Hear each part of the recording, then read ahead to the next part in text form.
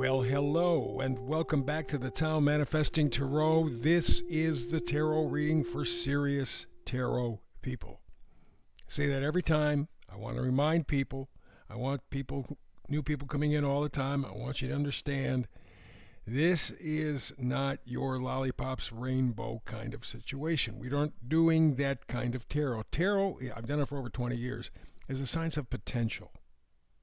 Potential, meaning you have a role to play. Okay, you are the potential in tarot because you can manifest. Now, as I said, I've done tarot for over 20 years, astrology, numerology for over 50.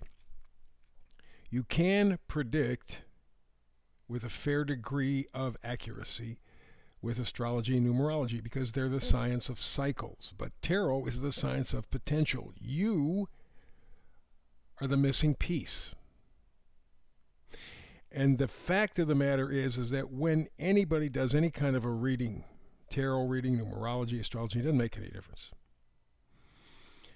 In terms of real resonation, tuning into the message, you put 10 people in a room, one, maybe if you really are lucky, 2 people of the 10 are going to resonate with the message. The other people may enjoy what you're doing, may, glean some insights, and may enjoy the experience. We hope that's the case. But in terms of really connecting with the frequency, 1, maybe 2 out of 10. And that's the way it is all over. And that's one of the reasons why you see tarot readers do this stupid thing where they lay out 10, 20, 30, 40, 50 cards. They're searching. Something's going to grab you. Well, what they're doing is making a cup of coffee or a cup of tea. They got one tea bag, 1 level spoon of coffee, and they dump in 100 gallons of water. You got 100 gallons of liquid, but you couldn't call it tea, you couldn't call it coffee. It doesn't make any difference, and that's what they do. I don't do that. 5 cards. Of the 5, 4 are tarot cards. The one in the middle is not. It's the oracle card. It sets the mood for the reading. I want you to focus. That's why I only use the cards, not my face. I'm an old guy. You don't want to see an old guy anyway. It doesn't make any difference. But I don't want to play into this AI mentality. I want this to be a human experience because that's special. And it's being dragged out of us. Literally forced out of us. We are acting like robots. In fact, we've done so since probably at least the 1900s, early 1900s. Henry Ford, did the factory kind of thing, got it down, assembly line. What that was all about was turning human beings into robots. You had a line, you did the same job day after day after day after day. It was brutal, psychologically brutal.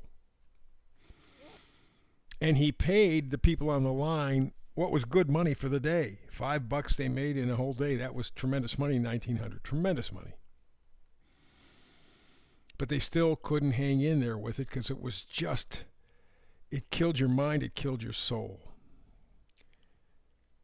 And that's really when we stepped into this robotics attitude. Then you take John D. Rockefeller, a man who was one of the richest people in the world and a real son of a bitch. He decides that he is not happy with controlling the oil and gas industry. He is not happy with shaping the medical industry to push drugs, not healing. He wasn't satisfied with all that. He wanted to change the education system. So he spent what would be the equivalent of $2 billion today, back around 1900, to reformulate our education system.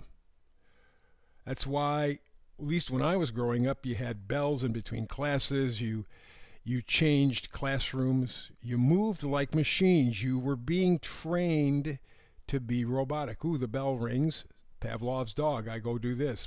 Bell rings, I go do this, I go do this. We were being programmed. And the same thing happened with mass media in the 1940s, 50s, television. So I want this to be a human experience. I'm very concerned about artificial intelligence. I don't think it is what they are selling us on because they've never told us the truth about anything. I think basically artificial intelligence will be a lot of data, and then it'll be blended with algorithms to make it appear as though the machines are doing the thinking, if you want to call it that. But it's really human beings adjusting the algorithms to suit their needs so they can control us. And there's something going on in the White House now where they're talking about Stargate or something like that, where the government can take part ownership in this AI development. Frightening, frightening stuff. So you are the stopgate. You are the human manifester.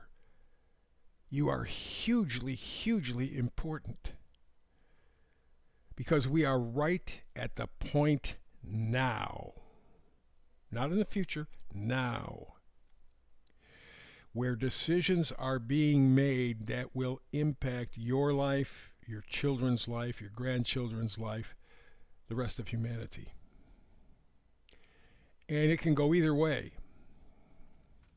One of the planets changing signs this year is Pluto. Pluto's wrapping up in Capricorn. Capricorn is big government, big corporations, big, big, big. And because it's right at the end of Capricorn, it's tearing all this stuff apart, shaking it up, stirring it up. But once it finally and officially gets into Aquarius later on this year, people are all excited. Ooh, Pluto and Aquarius, we're going to evolve this Aquarian dream. Well, it can be a nightmare too. There are two sides to every issue. Aquarius can be this great enlightenment, this great positive energy of humanism, of people liberating and being free. But Aquarius can also be the rule of computers, machines, cold. It's our choice. That's why I do tarot. It's potential. It's whatever the hell you manifest, and I want to inspire you. That's my job. Also, people around me right now making signs. Please like, subscribe, and share. Like, subscribe, and share. Like, subscribe, and share. It helps with the algorithms. We've got to play the game. But if you like, subscribe, especially like and subscribe, you want to share, great. Keep pushing those algorithms up. Keeps me going to help you every single day. My job is to do this every single day, 365. I don't care about holidays. I care about you. I care about humanity. I care about you keeping in touch with your humanity by manifesting. The one advantage we have over the robots for the time being. So let's get to the reading. Middle card is the Oracle card. It sets the mood. Today it's not for you. Not for you. Now that sounds to an infant mind like something's being taken away from you. Child would think that way. No, it's not for you. A mature mind goes, oh, okay. Maybe it doesn't resonate. Let me examine, let me look, let me observe. How many times in your life have you gotten what you thought you wanted, and when you got it, you went, holy shit, what the hell was I thinking? Well, that's what this not for you is kind of about. Whatever you're doing in your life, whatever area needs change, it's coming up short. You were sold a lie. You believed it. God knows billions of people on the planet believed it. Only to find out it's a lie. It's not for you. Nothing is being taken away from you that is valuable to you. Your understanding, your realization is different for everybody. But there's some aspect of your life, your person, where you're finally going, shit, what am I wasting my time? This is not for me. The meme for today is I used to tolerate a lot because I didn't want to lose people. Now, I establish boundaries because I don't want to lose myself. And that's the point. This idea of fitting in. And we've seen a lot of that craziness over the past few years especially, weird, bizarre shit that you gotta fit in and you can't make noise and you can't object and you can't and you can't and you can't. So there's some part of your life, some part of your existence where you're coming up short, and it's because you've lost yourself. Didn't want to lose people, wanted to keep that contact. But you're finding out now it's not for you. And it's not as bad as you thought that could be. Almost it's liberating in some regards to go, nah, I'm not going to waste my time. Let's begin with the reading. All the way to the left, we got the star card. You're looking for healing. That's what the star card is all about. You're looking for healing. Hope. Guidance. Inspiration. That's what you're looking for. And the next card over is the Two of Swords in reverse. That means you're in the middle of making a decision about something. You're in the middle of deciding, is it for me or is it not for me? Do I want it? Do I need it? Or no, it's just a waste of my time, effort, energy, ego. Ultimately, you want healing. So at some point, you got to make that decision. And it may be a little difficult, may even be a little tricky because you're used to certain things a certain way, and us just being used to something kind of traps us. You got to get past that. Some area of your life is continually coming up short. You're allowing that to happen. Maybe it's best to go, you know what? It's not for me. Next card is the Four of Pentacles. Pentacles are values. Our value system, actually. So if you're thinking about cars, big homes, vacations, fancy this, fancy that, oh yeah, that new pair of shoes, that new car, that new, oh, it's going to change my life. No, it's not. Well, yeah, it can make your life worse. But you notice how the puppet masters are taking all of that away. They can take away your home if they want to. And they're in the process of doing that to millions of people around the country. That's why they have disasters, I think. They're talking about LA becoming an Olympic city in 2028. They wanted to show off the 15-minute cities.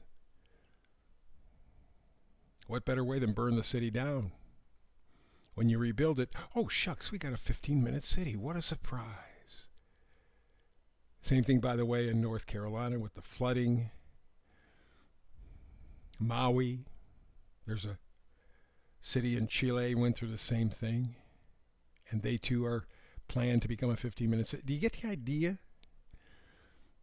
You want to live in a world like that, or is it not for you? That's what your value system is going to help you with. What's really important? Friendship, love, peace. How about that? How about peace in your life? Ooh. So that's the deal there. And the final card is the Queen of Wands. Remember we said we were looking for healing. Why the healing? What the healing? This is it. Queen of Wands. You want joy, enthusiasm, positivity in your life. You want to be grateful again for life. We have been disconnected intentionally. We're suffering with it now. We want to plug in. For some of us, there's a little bit of hope. And I do mean little. I voted for Trump because I felt there were no other choices. The previous administration was doing all it could on a practical level to destroy America in every way that they could possibly do it. I had to stop it, so we went with Trump. With Trump, not perfect, one man, and flawed. So I have hope. I don't have faith. That's why I'm giving them till July 4th, 2026. July 4, 2026. It's about a year and a half from now. July 4, 2026. The United States turns 250 years old. Are we going to make it there or no? And if we do, will we recognize America? I am giving the current administration that long, till July 4th, 2026. Take care of the middle class and the poor. Doesn't make them, I'm not saying you solve all their problems. I'm not saying you make everything Betty and Predator kiss and make up and all that stuff. No, I'm not saying that. Reinvigorate our Constitution, put new life, positivity into the lives of the middle class and the poor in America. The hell with the rich. They've stolen for a long time, but especially it's been a frenzy over the past 10 years. The hell with them. It is the middle class and the poor. I want to see them incredibly improve their potential, incredibly improve the Constitution stronger than ever by July 4, 2026. If it's not, I will start calling for the spirit of 1776. Because what's going on is not for me, and it's not for you. That's the reading for today. Back again tomorrow with another Tao Manifested reading. I hope you're here with me. If not, between now and the next time we do get together and do tarot, peace and blessings.